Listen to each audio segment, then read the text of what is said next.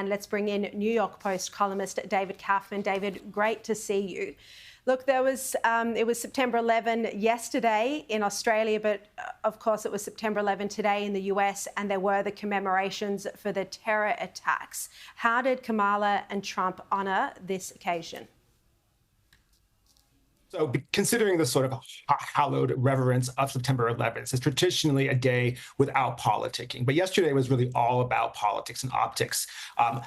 Harris, Trump, Biden, J.D. Vance all appeared on stage in Lower Manhattan to commemorate the terror attacks. And really, if you looked at the optics of this image, it was very much a win for Kamala Harris. You know, at the debate, she positioned herself as sort of a pathway forward, a way out of this mess that America finds its way in right now. And there she was standing, on the dais with, 4 or 5 men, all white, all at least a decade, if not two, older than her, and she really looked like like the breath of fresh air, like the way forward that she positioned herself the previous evening at the debate.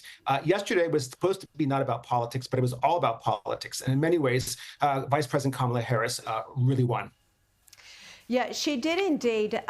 We didn't learn any more detail about why her policy positions have changed, or really what her policy position is, particularly when it comes to foreign policy, which is a concern for everyone around the world.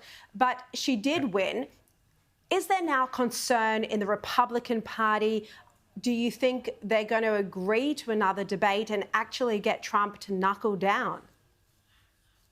I would be surprised if the Republicans did agree to another debate. The goal of Tuesday night was really for people like me who are just undecided. We don't like any of them. And what Harris needed to do was just sort of demonstrate that she was presidential, that she was taking this seriously, that she could rise to the occasion, that she was more than these kind of goofy laughs and memes. And in that regard, she really succeeded. I was quite impressed by the gravitas that she displayed. I was quite impressed by, I felt like this woman was taking this seriously. She looked presidential. Donald Trump, on the other hand, it was business as usual with him. And Kamala Harris keeps on using that phrase with Trump, business as usual.